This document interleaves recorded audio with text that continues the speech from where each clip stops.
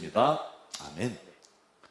여러분, 오늘은 정말 정확히 76주년을 맞는 8.15 광복절입니다.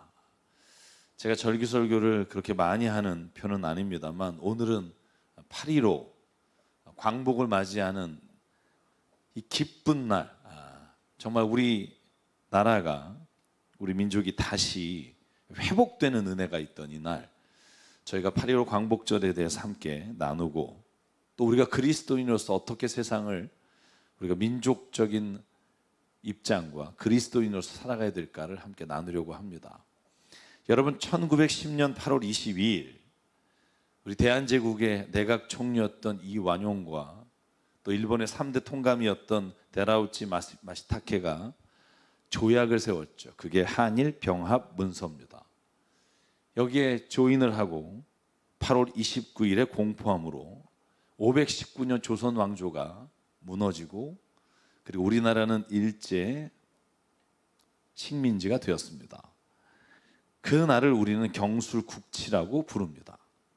너무나 여러분이 잘 아시겠지만 그 기간 동안 35년 동안 1945년 8.15 광복을 맞을 때까지 우리나라는 이름을 일본 이름으로 바꾸고 또 화폐를 일본 화폐로 바꾸고 한일 의정서를 체결해서 우리나라의 모든 땅과 모든 돈을 일제에게 빼앗긴 날이 바로 우리나라가 일본의 식민지가 되고 겪은 일이라고 우리는 알고 있습니다. 여러분, 그런데 요즘 SNS를 보면요, 이런 영상들이 있어요. 한일병합은 일본이 우리를 선진국으로 만들어준 아주 고마운 나라다, 이렇게 말하는 사람들이 있습니다. 일본이 우리나라에게 가져다준 기술과 산업화로 인해 우리나라가 이만큼 성장할 수 있게 됐다라고 일본의 편에서 우리의 역사를 바라보는 사람도 저는 이렇게 많을지 몰랐습니다. 여러분, 그 영상을 보실 때 어떤 마음이 드시는지요? 일본이 우리나라의 전철이 아니겠죠. 기차를 설립한 게 우리나라를 위한 게 아니라 전쟁을 위한, 물자를 다루기 위한 것인데 우리가 보통 사이드 이펙트라 그래요. 그걸 부가적으로 얻은 이익이라고도 말하지만 부작용이라고도 말하죠. 그 결과로 인해 얻어진 것들로 인해 일본이 우리에게 고마운 나라라고 말하는 건 정말 잘못된 역사의식을 가진 겁니다. 사랑 여러분, 21세기를 살아가는 우리가 너무나 잘 알고 경험하는 게 있습니다. 그게 뭐냐면 나라를 잃은 민족이 얼마나 큰 서름과 고통 가운데 살아가는지 우리가 알게 된다는 거예요. 여러분, 혹시 기억나십니까? 그 귀여웠던 쿠르디라는 아이. 여러분, 이 아이가 2011년 시리아 내전으로 인해서 여러분 조그만 보트를 타고 함께 시리아를 탈출하다가 바다에서 주검이 되어서 발견되었죠. 이 쿠르디를 잊지 말자고 여러분, 우리가 외쳤던 게 지금은 다 잊혀져 가지만 나라를 잃은 시리아 사람들은 지금 온 세계에 퍼져서 난민으로 살아가고 있어요. 여러분, 도쿄올림픽 끝난 지 얼마 안 됐잖아요. 이 올림픽에 국기가 아니라 올림픽기를 가지고 출전한 사람들이 있어요. 그게 누구냐 하면 거기 이렇게 써 있습니다. Refugee Olympic Team이라고. 난민팀이 국가가 없기에 그 사람들끼리 모여서 운동시설이 없으니까 집 앞에서 뛰면서 훈련해서 나온 사람들이에요. 여러분, 우리가 오히려 정부가 있어서 규제를 하고 제한하고 우리의 자유를 막는다고 생각하는 사람들이 있고, 저도 역시 그렇게 생각할 때가 있습니다만, 오히려 나라를 잃게 되면 자유를 박탈당하고 오히려 우리가 하고 있는 모든 삶의 소망을 잃어버리는 게 나라를 잃어버린 사람들이 겪는 일입니다. 저는 이 8.15 광복절이 우리 그리스도인들에게도 하나님의 주신 은혜요, 우리를 통해 하나님께서 다시 한번 하나님의 일을 이루기 위해 주신 축복의 날이라고 우리가 믿음으로 바라보길 주의 이름으로 축복합니다. 여러분, 저는 그리스도인으로서 대한민국 국민으로서 내가 지켜야 될 의무와 책임을 다하는 것이 도리며 우리가 대한민국 국민으로서 살아가는 마땅한 일이라고 믿습니다.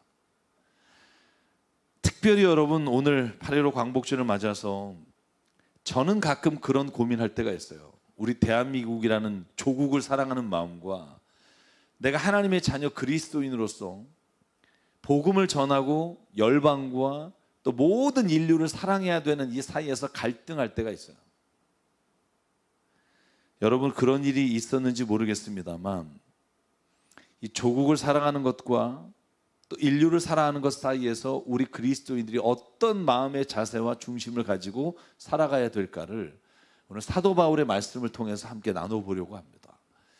여러분 저희가 읽은 사도행전 17장은요 어떻게 보면 바울에겐 비극적인 이야기고요, 어떻게 보면 우리가 바라볼 때 민족에게 오히려 배반당한 사람의 일생을 통해서 어떻게 민족을 사랑하는지를 볼 수 있는 눈을 얻게 되는 장면입니다. 여러분 사도행전 17장은요 1절과 2절을 보면 사도 바울이 유럽에서 건너와서 나를 좀 구원해달라고 하는 환상을 보고 마케도니아로 건너가서 데살로니가라고 하는 유럽의 한 지역에 도착했을 때 이야기로 시작됩니다. 여러분 데살로니가에 들어가서 제일 먼저 바울이 간 곳이 어디냐면 회당이에요.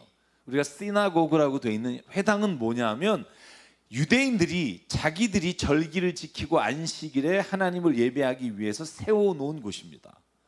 제일 먼저 가지 않겠어요? 여러분 미국이나 아니면 해외 나갔을 때 제일 먼저 가는 데가 어딘 줄 아세요? 한인교회예요. 왜냐면 한국 음식 먹어야 되니까, 한국 사람 만나야 되니까. 사도 바울도 똑같아요. 데살로니가에 거기에 유대인들은요 디오스포라로 흩어진 다음에 회당에서 모여서 매주 만나서 그들이 소식을 전했던 곳이 회당입니다. 여러분 그런데 보실래요? 거기서 새 안식에, 그러니까 3주 동안 서로 말씀을 가지고 성경을 토론하다가 유대인들이 사도 바울이 전하는 예수의 말씀을 듣고 5절에 이렇게 되어 있습니다.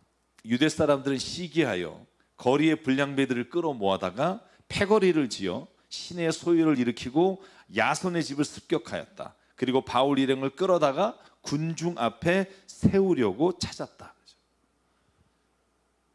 여러분 오늘 유대인들은요 유대인으로서 외국에 나가서 회당에서 유대인들과 하나님의 말씀을 전하는 바울을 죽이려고 해를 끼치려고 사람을 끌고 폭동을 일으켜요. 그래서 바울이 어떻게 합니까? 여러분 베레아로 도망을 가요. 베레아로 도망가서 목숨을 부지하다가 거기까지 데살로니가 사람들 찾아오니까 어디로 가요? 아테네로 가요. 그 유명한 로마의 아테네에 가서 사람들과 토론하는 장면이 오늘 저희가 읽은 성경의 내용입니다.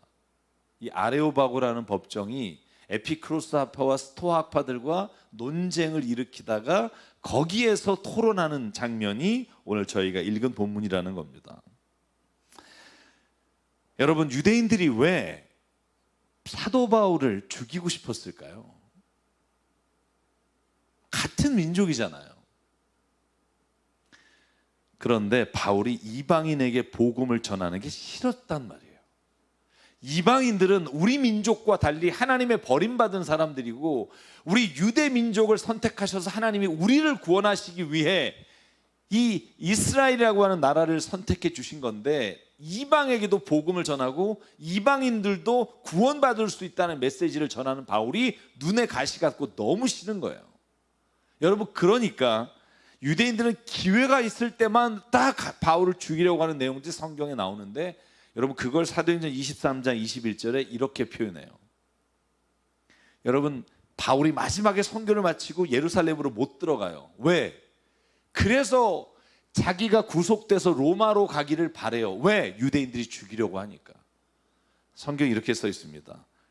그러니 대장님은 이건 누구냐 하면 바울을 로마로 압송하려고 책임을 맡은 자에게 이렇게 보고하는 거예요.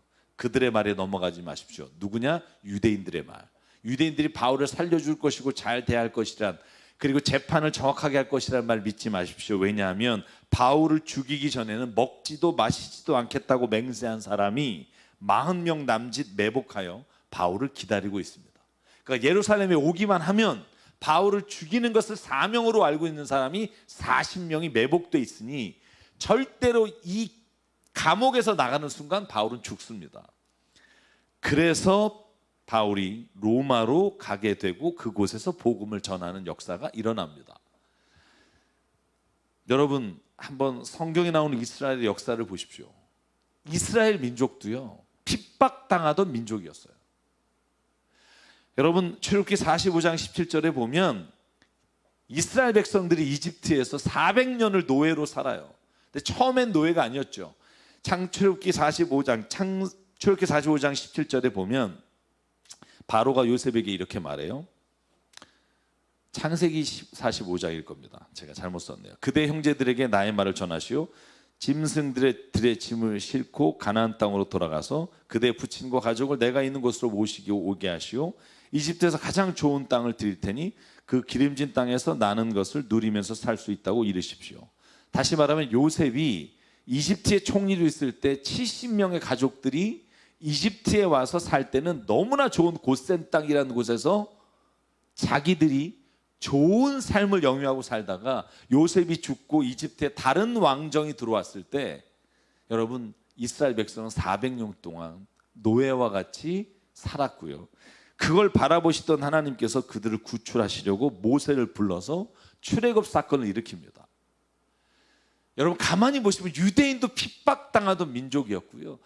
그런데 하나님이 구조원해 주셔서 출애굽 사건을 경험한 그들은 또 누군가를 핍박하는 민족이 되었다는 거예요. 사랑하는 여러분, 아이러니 아닙니까? 자기가 그런 고난을 받았다면 다른 사람이 고난을 당할 때 그것을 도와주는 것이 인간의 마음인데 사람은 그렇지 않아요. 하나님이 나를 구원해 주셨다가 은혜로 끝나는 게 아니라 하나님이 그러므로 나를 사랑하시고 끔찍할 정도로 우리 민족은 구원하시고 우리 민족을 이끌어 가시지만 다른 민족은 하나님이 그들의 편에 서시지 않는다고 하는 극단적인 국수주의에 빠지게 된 게 유대 민족이에요. 여러분, 민족주의라는 단어하고 국수주의라는 단어가 영어 사전을 찾아보면 어떻게 나오는 줄 아십니까? 민족주의는 내셔널리즘이에요. 내셔널리즘. 각 국가, 민족을 가장 최우선시한다. 근데 국수주의는요, 저도 요번에 찾아본 것 같아요. 뭐지? 궁금해서. 그랬더니 내셔널리즘, 민족주의에 앞에 하나가 더 붙어요. 울트라 내셔널리즘이에요. 울트라 빵빵 뭐 이런 단어 있잖아요. 극단적인 민족주의예요. 우리 민족만이 하나님의 선택을 받았을 뿐만 아니라 우리 민족만이 가장 귀하고 존귀한 족속이다라고 생각하는 게 국수주의예요. 여러분, 그래서 결국 어떻게 돼요? 이스라엘은요, BC 722년에 아시리아에게 북이스라엘이 완전히 멸망하고 BC 586년에 남유다가 바벨론에게 완전히 멸망하고 예루살렘 성전이 다 무너져 버립니다.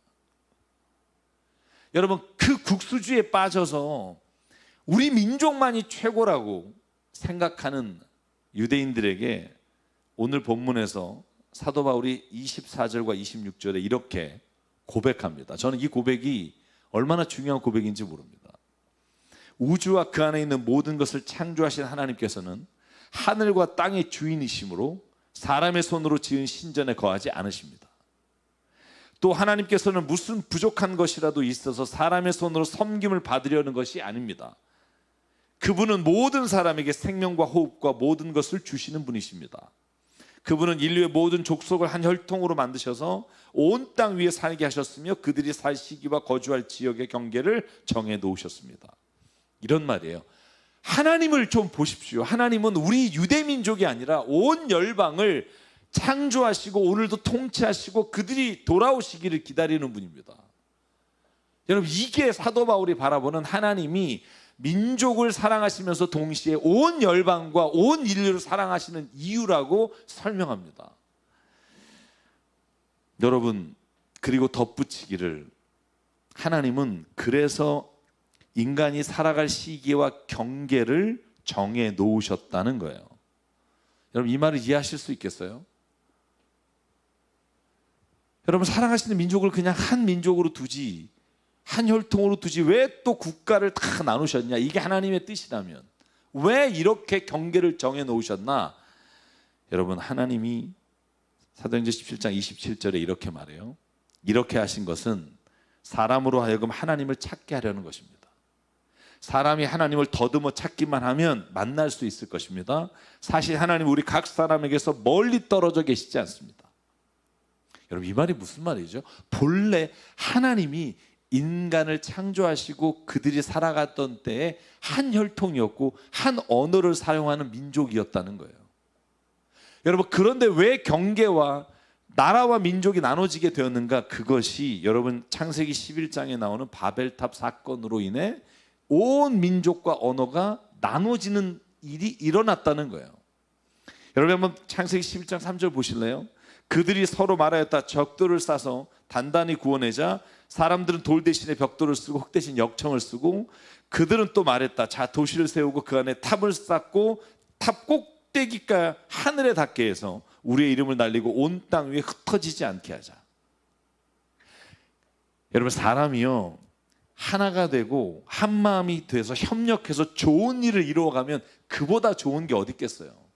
근데 인간은요 한 마음이 되잖아요. 그리고 하나가 되잖아요. 그러면 그 하나가 된 것으로 인해 악한 일을 도모하고 옳은 일이 아니라 이익이 되는 일을 따라 사는 게 인간의 모습이라는 걸 너무나 잘 알아요.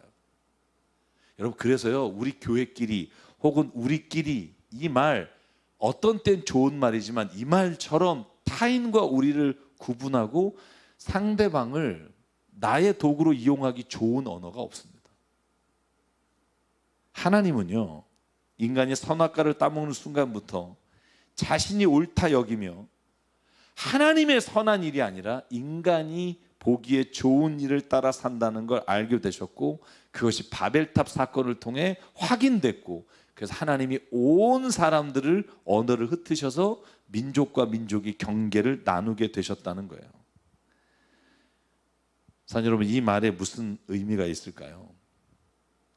여러분, 한 민족이 하나님을 따라가다가 그 민족이 때로는 하나님을 벗어나서 하나님이 바라시지 않는 길로 걸어가는 일들이 일어났을 때 하나님은 다른 민족을 통해 그 민족을 또 구원하시는 역사의 과정을 끊임없이 일으키기 위해 오늘도 역사하시고 있다는 거예요. 저는 이 말씀을 믿습니다. 저는 이 말씀을 제가 읽고 해석하면서 깨달은 게 뭐냐면, 하나님이 민족의 경계를 나누시고 이스라엘을 바벨론의 포로로 끌려가서 완전히 디아스포라 온 세계에 흩어져 살게 하신 이유는 한 민족이 하나님 앞에 온전히 살아가며 하나님의 축복을 누리는 것으로 끝나는 게 아니라 그들이 그 축복을 자기의 이기심과 욕심으로 사용함으로 그 민족이 또다시 하나님께 버림받을 때 다른 민족이 그 민족을 구원하기 위해 오늘도 끊임없이 우리를 온 인류의 역사 안에서 이끌어 가시는 능력을 우리에게 나타내고 계시다고 하는 거예요. 여러분, 저는 이 말씀을 믿습니다. 여러분, 우리나라에 언제 복음이 들어왔어요? 기독교가 100년, 천주교가 200년이라고 하는데 그 유럽의 선교사들이요 죽음을 무릅쓰며 이 땅에 와서 복음을 전했어요. 근데 여러분, 그거 아세요? 요즘은 유럽에 우리나라 선교사가 가서 복음을 전해요. 제가 얼마 전에 작년에 영국에서 우리 선교사님들이 영국 사람들을 전도하는 그 야외 집회를 하는 현장을 제가 함께 가진 못했고 제가 한번 봤어요. 그 영상을 봤는데 여러분, 아이러니하게 우리에게 복음을 전했던 그 유럽은 이제 복음으로부터 교회는 텅텅 비어가고 예배드리는 자는 없어지고요, 오히려 우리 민족이 그곳에 가서 복음을 전하는 시기가 됐어요. 여러분, 저는 방송 진행하다가 깜짝 놀랐어요. 미국 선교사님이 나오셨더라고요. 한국에서 미국으로 파송된 선교사님. 여러분, 보신 적 있나요? 꽤 많습니다.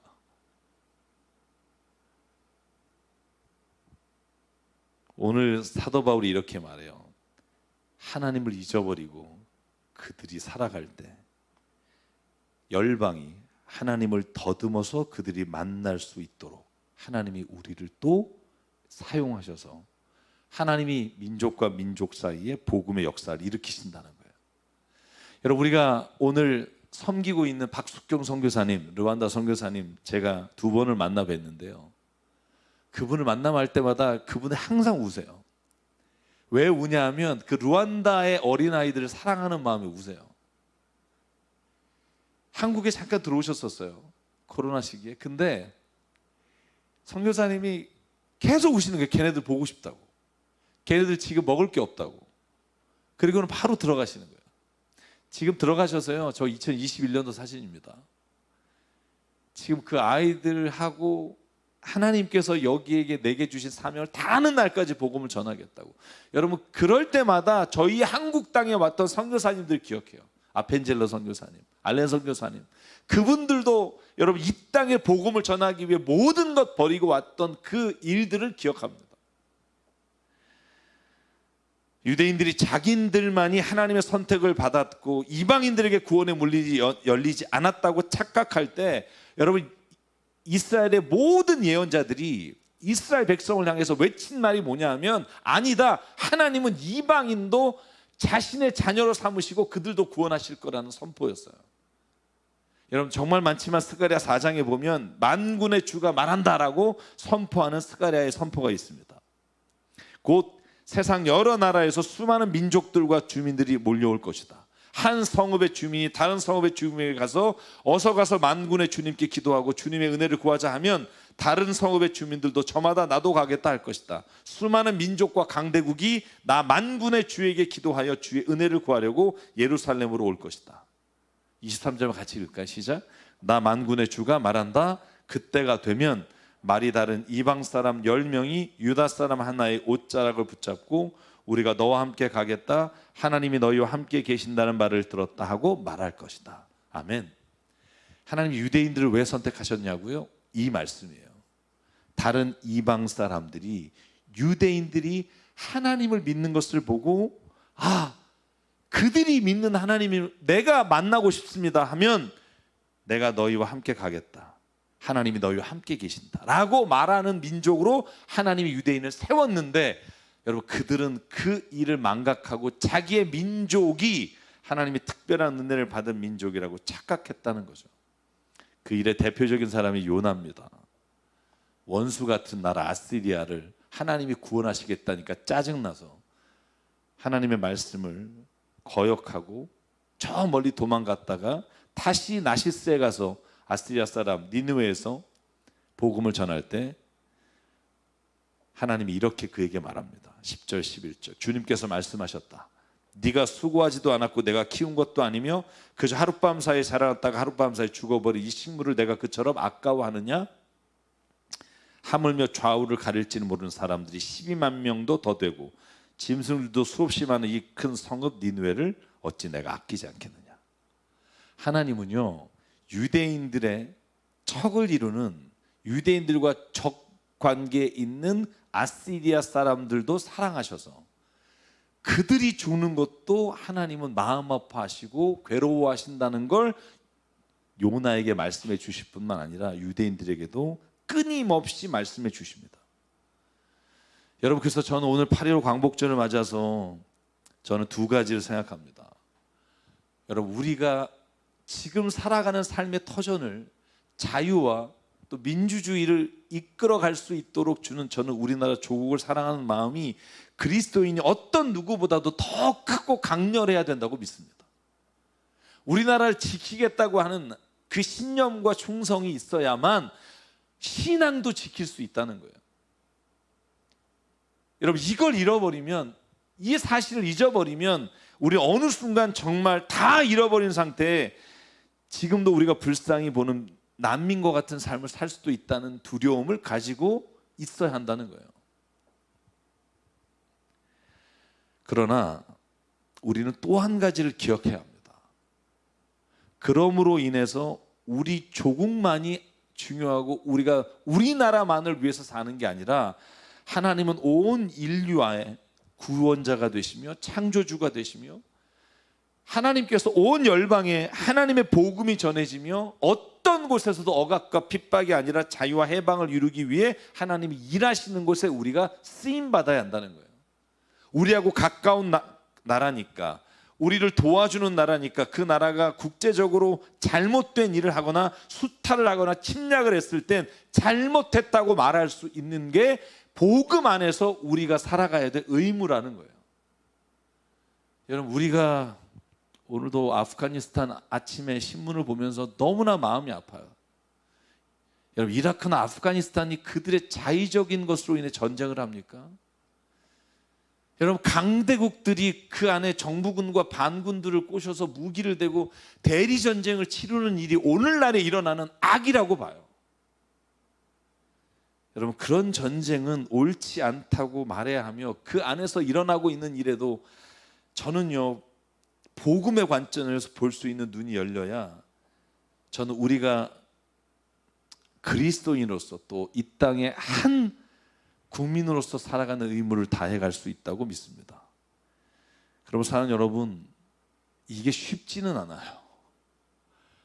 우리가 조국을 사랑하고 나에게 도움을 주는 사람들에게 잘 대하는 것과 또 우리가 하나님의 마음으로 세상을 바라보는 일이 동시에 일어나는 게 쉽지 않아요.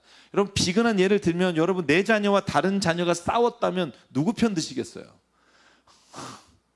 아, 객관적으로 우리 애가 잘못했네요. 이렇게 여러분, 그렇게 할 수 있을 만한 마음이 되기가 쉽지가 않다는 거예요.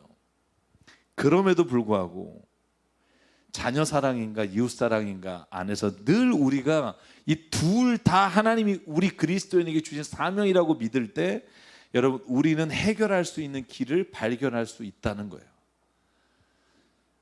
사는 여러분, 잘못된 균형 감각을 가지고 왜곡된 눈으로 하나님을 바라본 유대인들의 결과가 하나님들은 나의 편이라는 거였고, 결국 그것은 하나님이 유대인들을 버리시고 이방인들을 택하사 구원의 길을 이끌어 가셨던 이유가 됐습니다. 그래서 저는 오늘 마지막으로 사도 바울의 모습을 말씀드리면서 이 말씀을 마치고 싶어요. 사도 바울은요, 민족에 대한 사랑이요, 일반 유대인이나 바리새파와는 비교할 수 없을 만큼 자기 민족에 대한 사랑이 있었어요. 그가 민족을 사랑하지 않기 때문에 이방인에게 복음을 전한 게 아니에요. 어떻게 알아요? 로마서 10장이에요. 저는 이 말씀을 읽을 때마다 저에게도 하나님의 주시는 말씀이 들려요. 여러분, 10장 3절부터 5절이에요. 저는 사도 바울의 이 고백이 때로는 위험하게 들리기도 하지만 이렇게 말합니다. 하나님, 나는 육신으로 내 동족인 내 결의를 위하는 일이면 내가 저주를 받아서 그리스도에게서 끊어질지라도 달게 받겠습니다. 내 동족은 이스라엘 백성입니다. 그들에게는 하나님의 자녀로서의 신분이 있고 하나님을 모시는 영광이 있고 하나님과 맺은 언약들이 있고 율법이 있고 예배가 있고 하나님의 약속들이 있습니다.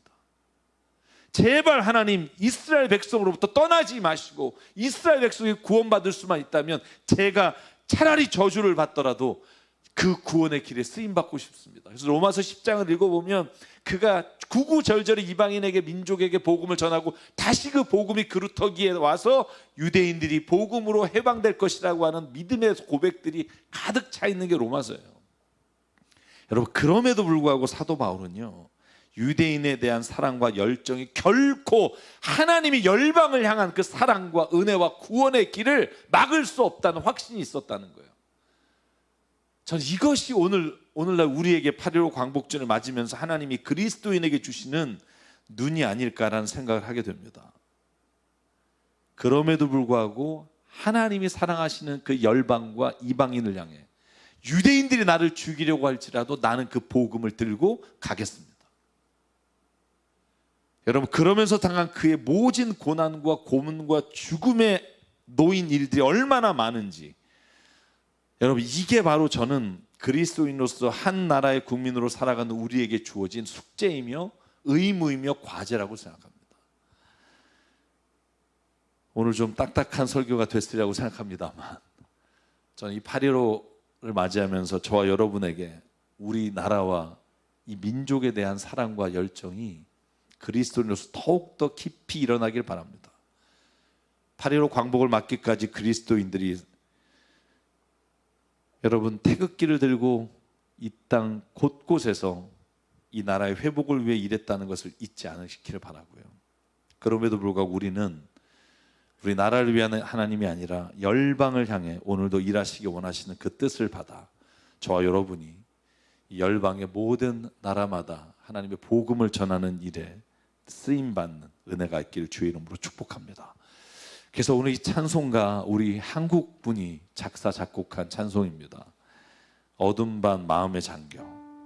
이 찬양이 우리나라의 광복과 우리나라의 민주화와 우리나라의 회복을 위해 불렀던 찬송입니다. 우리 이 찬송을 부르시면서 우리 조국을 다시 한번 생각하고 또한 하나님이 모든 나라에게 이 열방과 해방을 원하시는 것 잊지 않고 함께 고백하기를 바랍니다. 함께 찬송하겠습니다. 어두운 밤 마음에 잠겨 역사의 어둠 짙었을 때에 계명성 동쪽에 밝아 이 나라 여명이 왔다. 고요한 아침의 나라 빛 속에 새롭다.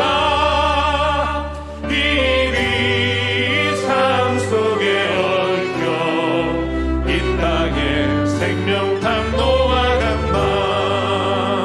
옥토에 뿌리는 기뻐 하늘로 줄기까지 솟을 때 가진 이 멍만을 베어 그 열매 만민이 산다.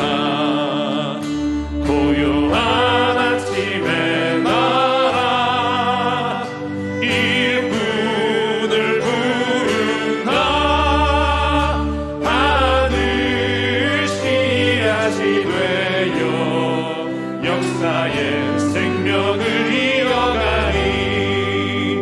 맑은 샘 줄기 용솟아 거칠은 땅에 흘러 적실 때 기름진 푸른 벌판이 눈앞에 활짝 트인다.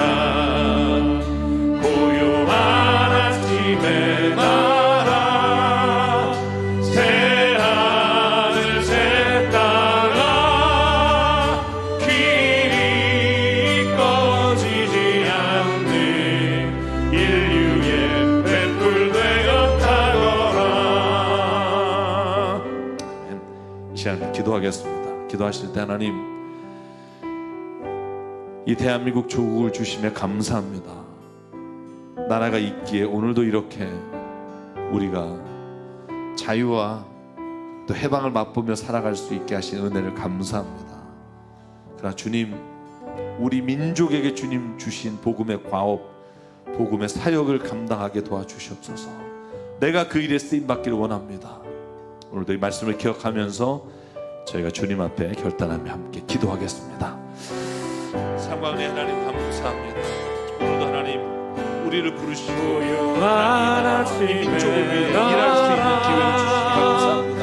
나라가 있어야 하나님 우리가 살아갈 수 있고, 나라가 있어야 우리가 자유를 누릴 수 있고, 나라가 있어야 하나님하고 우리 안에 주어주신 모든 기쁨과 살아갈 수 있는 믿사오니 하나님께서 오늘도 함께하여 주셔서 이 나라와 이 민족을 하나님 지켜주시고 역사하여 주시옵소서. 감사. 그럼에도 불구하고 주님, 우리가 민족주의와 아버지 정말 하나님 열방과 다른 나라를 향한 주님의 눈물을 어리석어 짧게 하시니 하나님의 역사를 이루어갈 수 있도록 축복하여 주시옵소서. 아멘. 사랑의 하나님, 대한민국 이 귀한 나라와 민족을 우리에게 허락해 주심에 감사합니다. 우리의 조상이 끊임없이 싸우고 자기의 목숨을 바쳐가며 지키지 않았다면 오늘날의 이러한 은혜와 영광을 누리며 살아갈 수 없었다는 것을 기억하게 하시고, 아버지여, 이 나라와 이 민족을 위해 정말 우리가 할 수 있는 많은 것들과 선한 것들과 좋은 것들을 해나가는 우리 자신과 한국 교회들에게 인도해 주시옵소서. 그러나 주님, 우리가 또한 기억할 것은 열방을 향한 하나님의 마음을 우리가 보게 하여 주시고, 하나님, 우리 민족에게 이익이 된다고 하여 열방의 어떤 민족이든 아픔과 수탈과 고통 가운데 있는 것을 그저 바라만 보는 우리가 되지 않도록 하나님 또한 우리에게 하나님이 주신 그 사랑의 마음과 주님이 주신 온 열방을 향한 복음의 계획을 놓치지 않고 살아가도록 하나님 우리를 인도하여 주시옵소서. 우리 교회를 통해 하나님 많은 일을 이루시며 감사합니다. 그럼에도 불구하고 하나님 우리가 더 주님 앞에 열방을 향한 주님의 뜻과 계획을 해나갈 수 있도록 하나님 우리에게 열정과 사랑과 물질과 필요한 모든 은혜를 더하여 주시옵소서. 하나님 오늘도 우리에게 생명과 시간과 달란트와 물질을 주셔서 하나님 이것이 주님의 것임을 깨달아 하나님께 드립니다. 하나님의 나라와 하나님의 뜻을 위해 사용해 주시옵소서. 이제는 우리 주 예수 그리스도의 은혜와 하나님 아버지의 무한하신 사랑과 성령님의 감동, 감화, 충만, 교통, 위로하심이 오늘도 하나님 안에서 주님이 주신 이 대한민국 땅을 또한 자유롭게 살아갈 수 있는 은혜를 기억하며 열방을 향한 주님의 뜻을 이루기를 소망하는 여기는 한 분 한 분 머리 위에 가족과 또한 일터 위에 주님 세우신 새삼교회 위에 지금부터 영원토록 함께 하시기를 간절히 축원하옵나이다. 아멘.